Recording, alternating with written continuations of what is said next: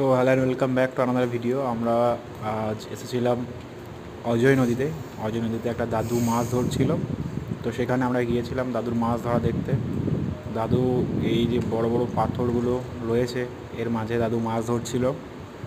তো মাছ পাওয়া যাচ্ছিল না, কারণ পাথরগুলো থাকার জন্য জালগুলো আটকে যাচ্ছিল। তবুও দাদু মাছ ধরার চেষ্টা চালিয়ে যাচ্ছিল। দাদু জাল তুলছিল, তাও দেখলাম কোনো মাছ আসেনি। তো তাই এই ভিডিওটা আমার দাঁড়িয়ে তখন বানাচ্ছিলাম। দেখে নাও ভিডিওটা একবার। দাদু একটু আর কি প্ল্যান করছিল কোথায় জালটা খেওয়া মারলে বেশি মাছ আসবে। দাদু বলছিল যে জালের ভিতরে মাছগুলোকে ধরতে গেলে জালের ভিতরে ধরতে গেলে মাছগুলোকে ডুবে হাত দিয়ে হাতড়ে ধরতে হয়, কারণ জাল তুললে কোনো রকম মাছ আসে না। তো সেই ভিডিওটাই আজকে আমি আপনাদের সামনে তুলে ধরছি।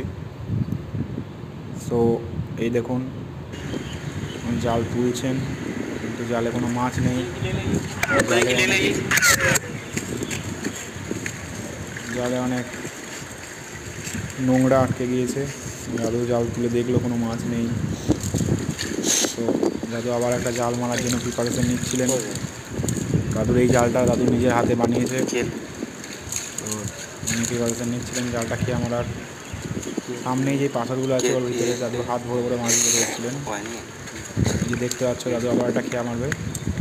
আর এই জায়গাটা হচ্ছে অজয় নদী, এখানে অনেক বড় বড় মাছ পাওয়া যায়। আর দুদিন একটা খেয়া মারবে বলে রেডি হচ্ছিলেন।